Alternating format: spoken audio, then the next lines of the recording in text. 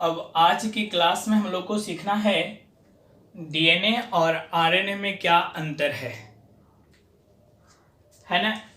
ये जो genetics chapter है इसमें 3-4 इसी तरह से डिफरेंस पढ़ने हैं। जैसे कि आप डोमिनेंट रिसेसिव पढ़ चुके हैं, प्रभाविता अप्रभाविता है। पिछले वीडियो आप सेंट्रल डोग्मा में पढ़े थे, ट्रांसक्रिप्शन ट्रांसलेशन, अनुलेखन और अनुवाद में अंतर। आज भी बता रहे हैं डीएनए और आरएनए में अंतर। आज के ही दूसरे वीडियो में आपको न्यूक्लियोटाइड और न्यूक्लियोसाइड में अंतर बताया जाएगा और तीसरा अंतर आपको यूक्रोमैटिन और हेट्रोक्रोमैटिन में भी आज ही बताएंगे। इसलिए आप तीनों वीडियो को देखिएगा, छोटा छोटा रहेगा क्योंकि सब में एक वीडियो में एक ही अंतर के बारे में बताएंगे। जैसे आज डीएनए और आरएनए के बारे में इस वीडियो में बता रहे हैं, है ना। परीक्षा के दृष्टिकोण से यह काफ़ी महत्वपूर्ण क्वेश्चन है। बोर्ड एग्जाम में पूछे जाते हैं डीएनए और आरएनए में प्रमुख अंतर को बताइए।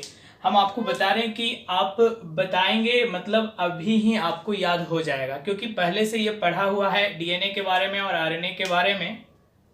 तो आपको अभी ही हम ये चीज़ें याद करवा देंगे कि डीएनए और आरएनए में क्या अंतर है ना। बस आप लोग कॉपी में लगातार नोट करते जाएंगे जिससे कि बाद में आपको याद करने में सहायता मिले, है ना। बाकी तो जब क्लास स्टार्ट होगी तो क्लास में हम कंटिन्यू करेंगे ही, लेकिन अभी आप क्या करेंगे, जिस समय बताते हैं ध्यान से तो सुनते ही हैं, सुनेंगे भी और सुनने के बाद इसको कॉपी में लिखते भी चले जाएंगे जिससे कि दोबारा पढ़ने का होगा तो पढ़ लेंगे और फिर जब क्लास स्टार्ट होगी तो क्लास में हम इस बात को दोबारा पढ़ाएंगे। चलिए तो स्टार्ट करते हैं, डीएनए और आरएनए में क्या अंतर है ना। अभी बोल रहे हैं अभी का अभी ये चीज हम लोग को याद कर लेना है, डीएनए और आरएनए। चलिए तो सबसे पहले इसका पूरा नाम ही इसका अंतर है। क्या है इसका पूरा नाम, तो क्या बताएंगे कि यह जो होता है यह मतलब कौन, डीएनए है ना, डीऑक्सी राइबो न्यूक्लिक एसिड होते हैं। कौन, DNA deoxy ribo nucleic acid होते हैं, जबकि है ना कौन, आरएनए राइबो न्यूक्लिक एसिड होते हैं। हो गया ना पहला याद, DNA deoxy ribo nucleic acid होते हैं और आरएनए राइबो न्यूक्लिक एसिड होते हैं। ये बात हम लोग को न्यूक्लिक एसिड का जो वीडियो था उसी समय से याद है ना। नंबर दूसरा है ना, डीएनए के बारे में हम लोग जानते हैं कि यह आनुवांशिक गुणों का वाहक होता है, मतलब माता पिता के गुणों को उनके संतानों में ले जाता है ना। तो इसे हम लोग क्या बोलते हैं, आनुवांशिक पदार्थ, है ना। तो क्या बोलेंगे, यह आनुवांशिक सूचनाओं को, है ना, जेनेटिक कैरेक्टर, आनुवांशिक सूचनाओं को पीढ़ी दर पीढ़ी, आनुवांशिक सूचनाओं को पीढ़ी दर पीढ़ी ले जाता है ना। अर्थात आप ऐसे बोल सकते हैं कि यह पीढ़ी दर पीढ़ी सूचनाओं का वाहक है। कौन, पीढ़ी दर पीढ़ी सूचनाओं का वाहक कौन है, डीएनए। और आप लोग सेंट्रल डोग्मा वाले में पढ़े हैं कि आरएनए कोशिकाओं के अंदर सूचनाओं का वाहक है ना। कोशिकाओं में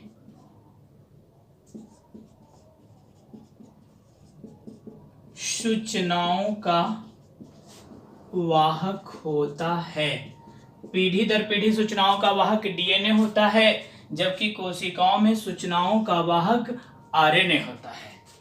नंबर तीसरा जो बहुत महत्वपूर्ण है, क्या, कि डीएनए में यानी डीएनए में एडेनिन, है ना, डीएनए में एडेनिन,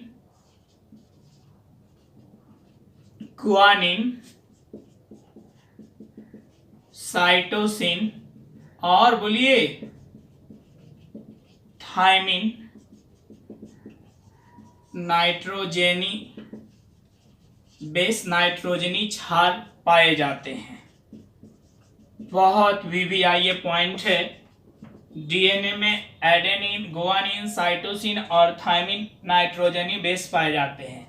आरएनए में बताइए, तो आरएनए में क्या होता है, ये थायमिन की जगह पर कौन आ जाता है, यूरेसिल, है ना। तो क्या जवाब देंगे, आरएनए में एडेनिन, गुआनिन, बोलती जाइए आप भी, एडेनिन, गुआनिन, साइटोसिन और यूरेसिल, है ना, यूरेसिल नाइट्रोजनी बेस, नाइट्रोजनी क्षार पाए जाते हैं। यानी यहां क्या पता चला कि डीएनए में जो होता है यूरासिल अब्सेंट होता है, तो आरएनए में थायमिन अब्सेंट होता है।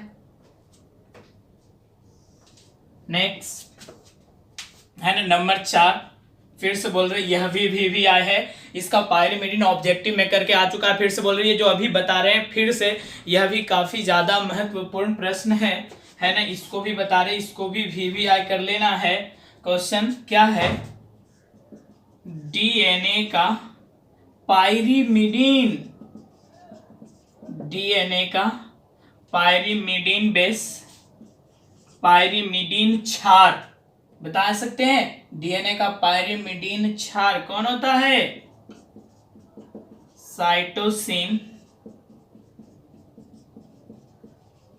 और थायमिन। डीएनए का पायरिमिडिन क्षार साइटोसिन और थायमिन होता है।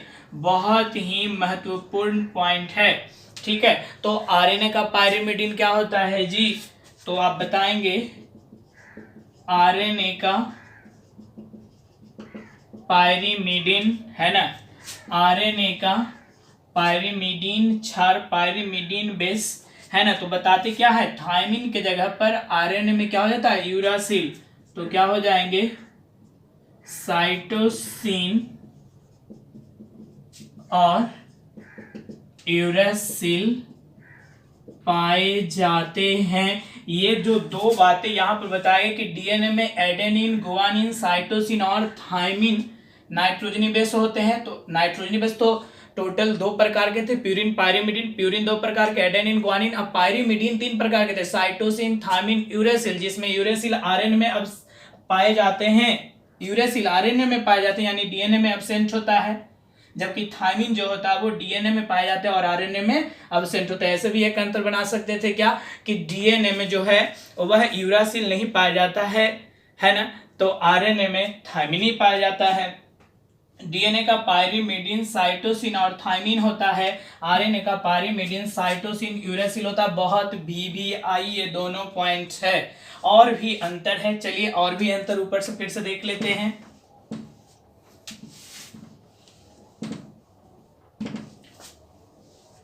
क्या है जो समझिएगा, फिर से सेंट्रल डोग्मा की बातें फिर से उसको क्या करना है, याद करना है। चलिए नंबर 5वां, आपने कल देखा था सेंट्रल डोग्मा में कि डीएनए से आरएनए बनता है और आरएनए से प्रोटीन बनता है।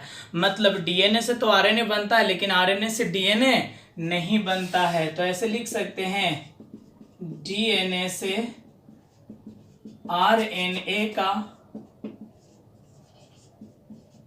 संश्लेषण होता है या संश्लेषण किया जाता है, परंतु आरएनए से डीएनए का संश्लेषण नहीं होता है ना।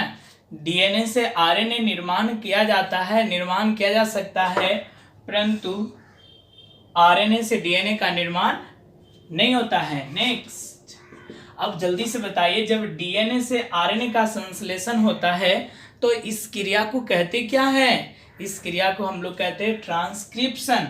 तो डीएनए में कौन सी क्रिया होगी, ट्रांसक्रिप्शन। तो ये आरएनए डीएनए नहीं बनाता है, तो बनाता क्या है, प्रोटीन। तो आरएनए से प्रोटीन बनने की क्रिया को क्या कहते हैं, ट्रांसलेशन। तो यहां पर क्या बताएंगे कि डीएनए में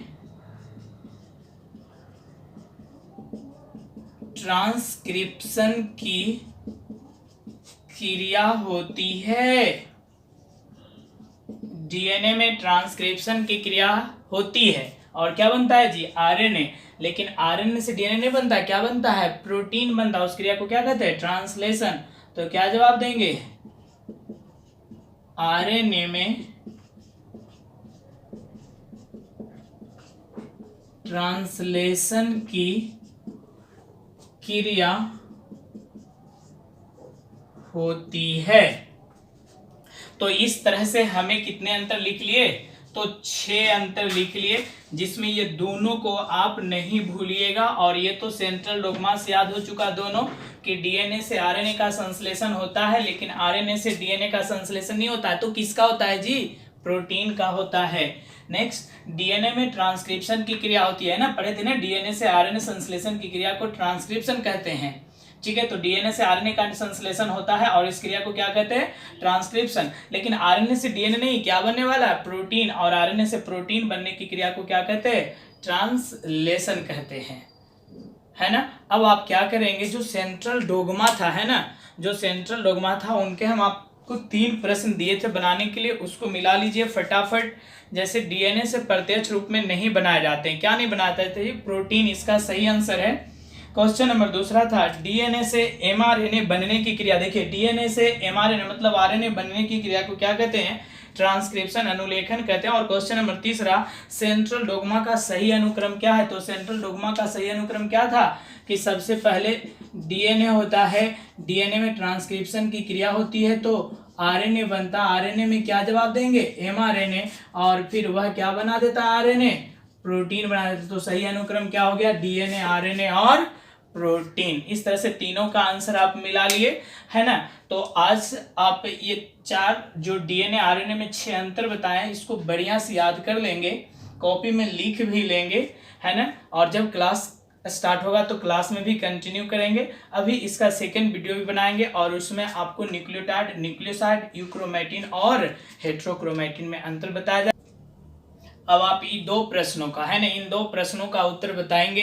जैसे पहला क्वेश्चन है कि आरएनए का पायरीमिडीन क्षार, आरएनए का पायरीमिडीन बेस क्या होता है, ए साइटोसिन और यूरासिल, बी साइटोसिन और थाइमिन, सी एडेनिन और गुआनिन, डी थाइमिन और यूरासिल।